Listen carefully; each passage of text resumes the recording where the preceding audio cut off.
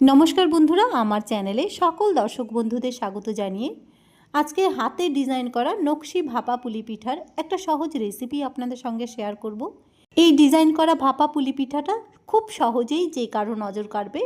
নতুন জামাই বরণে কিংবা বাড়িতে যে কোনো অনুষ্ঠানের দিন অথবা প্রিয়জনকে খুশি করতে নিজের হাতে ডিজাইন করে এই পিঠাটা বাড়িতে তৈরি করুন। আপনারও দেখবেন মন ভরে যাবে। পিঠাটা তৈরি করে নেওয়ার পর পিঠাটা দেখতে এতটা সুন্দর লাগে যে কেউ এই পিঠার প্রেমে পড়ে যাবে। থাম্বনেলে দেখে হয়তো আপনি ভাবছেন এই পিঠার ডিজাইন দিয়ে নেওয়া খুবই কঠিন হবে। ভিডিওটা যখন আপনি সম্পূর্ণ দেখবেন তখন দেখবেন যে আপনার মনে হবে যে এই পিঠা তৈরি করে নেওয়া তো খুবই সহজ, আমিও তৈরি করে নিতে পারবো। তাই ভিডিওটা সম্পূর্ণ দেখার জন্য আমার সঙ্গে থাকবেন। যদিও আজকের ভিডিওটা একটু লম্বা হয়েছে, ভিডিওটা না টেনে ভিডিওটা সম্পূর্ণ দেখার অনুরোধ রইল। প্রথমেই একটা কড়াইতে আমি 2 কাপ পরিমাণ জল ফুটতে দিয়েছি, সাথে স্বাদ মতো হাফ চা চামচ লবণ দিয়ে দিচ্ছি। লবণটা কিন্তু স্বাদ অনুযায়ী দিতে হবে। 2 কাপ জলটাকে খুব ভালো করে ফুটিয়ে নিয়ে হাফ ইঞ্চি যখন কমে গেছে আমি 4 কাপ পরিমাণ আতপ চালের গুঁড়ো দিয়ে 5 মিনিটের জন্য চালের গুঁড়োটা সেদ্ধ করে নেব। ঢাকনার মধ্যে যে ছিদ্রটা ছিল সেটাও আমি কাগজ দিয়ে বন্ধ করে দিয়েছি। এবার ঢাকনা খুলে নিয়ে সঙ্গে সঙ্গে একটা থালাতে নামিয়ে নেব। তারপরে হাত দিয়ে খুব ভালো করে ময়াম দিয়ে একটা ডো তৈরি করে নিতে হবে। চালের গুঁড়োটা যদি খুব ভালো করে সেদ্ধ হয় তাহলে পুলি পিঠাগুলো কিন্তু পরদিন পর্যন্তও সফট থাকবে। এই ডোটা দিয়ে আপনি চুষি পিঠাও তৈরি করে নিতে পারবেন। ডোটা কিন্তু খুবই আঠালো আর নরম তুলতুলে হয়েছে। ডোটা আমি হাত দিয়ে ভালো করে ময়াম দিয়ে একটা পরিষ্কার কাপড় জল দিয়ে ভিজিয়ে তারপরে হাত দিয়ে চিপে আমি ঢাকা দিয়ে রেখে দেব। এতে করে ডোটা শুকিয়ে যাবে না। এদিকে ভেতরের পুরটা তৈরি করে নিচ্ছি নারকেলের মধ্যে গুড় দিয়ে। নারকেলটা আঠো আঠো হওয়া পর্যন্ত আমি খুব ভালো করে জাল করে নিলাম। পুরটা আমার তৈরি হয়ে গেছে, এবার নামিয়ে নেব। চলুন এবার নকশি পুলি পিঠাগুলো তৈরি করে নেওয়া যাক। আমি কিন্তু সাইডে সব কিছুই সাজিয়ে নিয়েছি। একটা প্লেটের মধ্যে শুকনো অল্প আতপ চালের গুঁড়ো নিয়ে নিয়েছি, আর পুরটা তো বাটিতে রয়েছে। আর সাথে একটু আটা আমি খুব ঘন করে জল দিয়ে মাখিয়ে তারপরে একটা ছোট বাটির মধ্যে নিয়ে নিয়েছি। এটা বার্নিংয়ের কাজ করবে। এবার ডো থেকে কিছুটা লেচি কেটে নিয়ে প্রথমে হাতের মধ্যে খুব ভালো করে সেট করে নেব। হাতের মধ্যে কিন্তু বেশ খানিকক্ষণ একটু ময়াম দিয়ে নিতে হবে, তাহলে পুলি পিঠাগুলো একদম নরম তুলতুলে আর সফট তৈরি হবে। আমি হাতের মধ্যে খুব ভালো করে সেট করে নিয়ে তারপরে গোল করে নিয়েছি। এবার গোল বলটা থেকে একটা বাটির মতন তৈরি করে নিতে হবে। বাটিটা কিন্তু বেশ ছড়ানোই তৈরি করতে হবে, কারণ এটা নকশি পুলি পিঠা তৈরি করব। আমরা যখন হাত দিয়ে ডিজাইন করে বাড়িতে পুলি পিঠা তৈরি করি তখন কিন্তু ছোট একটা মাটির হাঁড়ির মতন তৈরি করে নিই, কিন্তু আজকের পুলি পিঠার জন্য আমি কিন্তু একটা বাটির মতন তৈরি করে নিয়েছি। তবে বাটিটা একটু ছড়ানো তৈরি করতে হবে। পুলি পিঠার ভেতরে পুরটা দিয়ে ঠিক এভাবে আমি পুলি পিঠাটা তৈরি করে নিলাম। তারপরে ডিজাইনটা কিভাবে দিচ্ছি ভিডিওতে দেখে হয়তো আপনারা আন্দাজ লাগিয়ে ফেলতে পারবেন। ডিজাইনটা তৈরি করে নেওয়া কিন্তু খুবই সহজ, সেটা আপনারা সম্পূর্ণ ভিডিও দেখলেই বুঝতে পারবেন। এবার ডিজাইন দিয়ে নেওয়ার জন্য আবারও কিছুটা লেচি কেটে নিয়ে বেলনি দিয়ে বেলে নিলাম। তারপরে একটা শাঁস দিয়ে ঠিক এভাবে গোল গোল করে কেটে নিচ্ছি। তবে এখানে আপনারা চাইলে যে কোনো কোকোকোলা, পেপসি কিংবা তেলের বোতলের মুখ দিয়েও এই ডিজাইনটা তৈরি করে নিতে পারবেন। যে কোনো বোতলের ছিপি দিয়ে খুব সহজেই এই ডিজাইনটা তৈরি করে নেওয়া যাবে। আমি শাঁস দিয়ে তৈরি করে নিচ্ছি। এবার গোলগুলোর চারদিকে পাতার মতন কেটে নিলাম। যে কোনো ডিজাইন আপনি আপনার পছন্দ মতন এভাবে দিয়ে নিতে পারেন। শুধু প্রসেসগুলো দেখতে হবে। যত সূক্ষ্ম কাজ আপনি করতে পারবেন পুলি পিঠাগুলো দেখতে কিন্তু ততটাই সুন্দর লাগবে। অনেকগুলো পাতা আমার তৈরি করে নেওয়া হয়ে গেছে। একটা পুলি পিঠার ডিজাইন তৈরি করে নেওয়া যাবে। আরেকটা শাঁস দিয়ে ঠিক এভাবে ছোট ছোট করে কেটে নিচ্ছি। এগুলো আমি কিনারে ডিজাইন দেব। তারপরে দেখুন পুলি পিঠার ওপরে ডিজাইনটা আমি কিভাবে দিয়ে নিচ্ছি। পুলি পিঠাটা নেওয়ার পর প্রত্যেকটা পাতার ওপরে আটার ব্যাটারটা এভাবে লাগিয়ে তারপরে পুলি পিঠার ওপরে দিয়ে নেব। এতে করে পুলি পিঠাটা যখন আমি ভাপিয়ে নেব একটা পুলি পিঠার থেকেও একটা পাতাও উঠে আসবে না। ভার্নিংয়ের জন্য আপনারা ময়দাও ব্যবহার করতে পারেন। আটা কিন্তু খুবই আঠালো হয়। আমি খুব ঘন করে গুলিয়ে নিয়েছি। প্রত্যেকটা পাতার ওপরে আমি আটাটা লাগিয়ে নেব। তারপরে পুলি পিঠার ওপরে ডিজাইন দিয়ে নিচ্ছি। পুলি পিঠাটা ভাপিয়ে নেওয়ার পর একটা পাতাও কিন্তু পুলি পিঠার থেকে খুলে আসবে না, আর ডিজাইনটা খুবই সুন্দর লাগবে দেখতে। গমের আটা খুবই আঠালো হয়, সেই জন্য আমি ঘন করে আটাই গুলিয়ে নিয়েছিলাম। আর দেখুন ডিজাইনটা আমি কিভাবে দিয়ে নিচ্ছি। পাতার ডিজাইনটা দিয়ে নেওয়ার পর এবার সাইডের দুই দিকে আমি একটা দড়ির মতন ডিজাইন দেব। সেই জন্য আবারও 1 চিমটি লেচি হাতের মধ্যে কেটে নিয়ে এবার একটা চুষি পিঠার মতন তৈরি করে নিলাম। একটু লম্বা করে তৈরি করে নিতে হবে।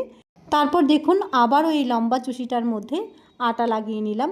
প্রত্যেকটা ডিজাইন যখন আমি দেব তখন কিন্তু আটাটা খুব ভালো করে লাগিয়ে নেব, এতে করে একটা ডিজাইনও পুলি পিঠার থেকে উঠে আসবে না। আর সম্পূর্ণ ডিজাইনটা আমি কিভাবে দিয়ে নিলাম স্ক্রিনে দেখে আপনারা বুঝতেই পারছেন।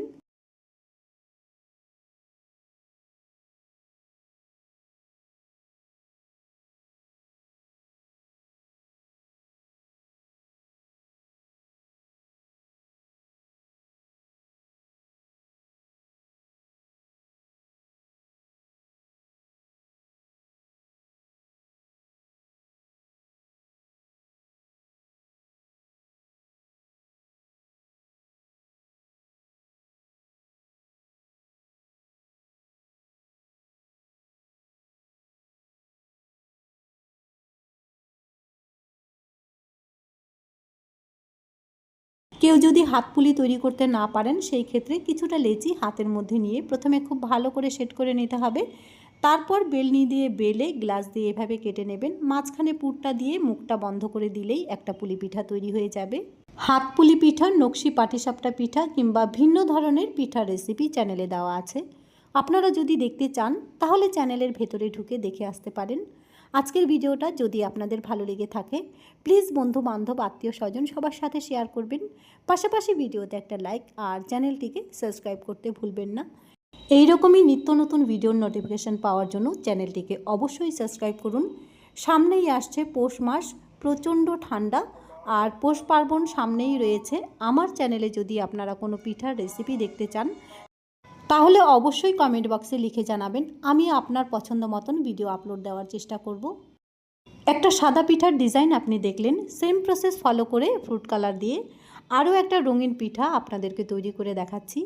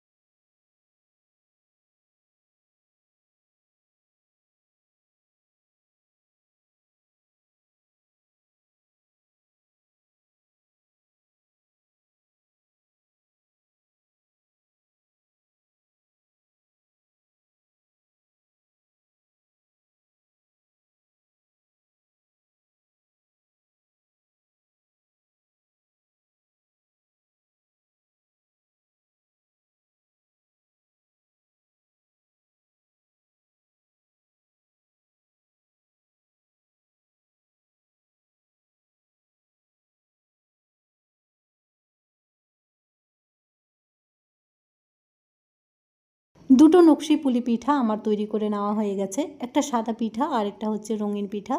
কোন পিঠাটা আপনার কাছে বেশি ভালো লাগলো কমেন্ট বক্সে কিন্তু অবশ্যই জানাবেন।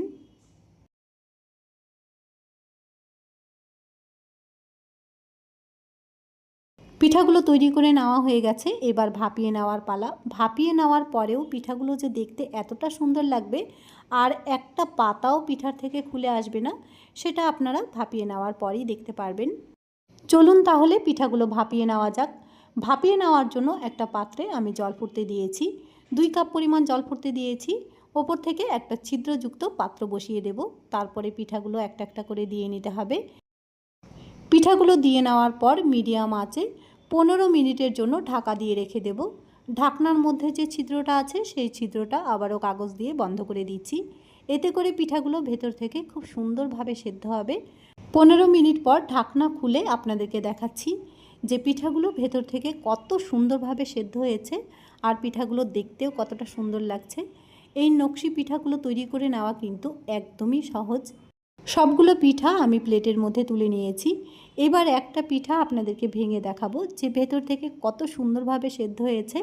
আর প্রত্যেকটা পিঠার ডিজাইন যে একদমই খুলে যাবে না সেটা একটু হাত দিয়ে আপনাদেরকে দেখিয়ে দিচ্ছি। আমি আশা রাখছি আজকের ভিডিওটা আপনাদের কাছে খুবই ভালো লাগবে। ভালো লেগে থাকলে ভিডিওতে একটা লাইক আর চ্যানেলটিকে সাবস্ক্রাইব করতে কিন্তু ভুলবেন না। আরেকটি নতুন পর্বে আপনাদের সাথে আমার আবার দেখা হবে। আজকের মতন এখানেই বিদায় নিলাম।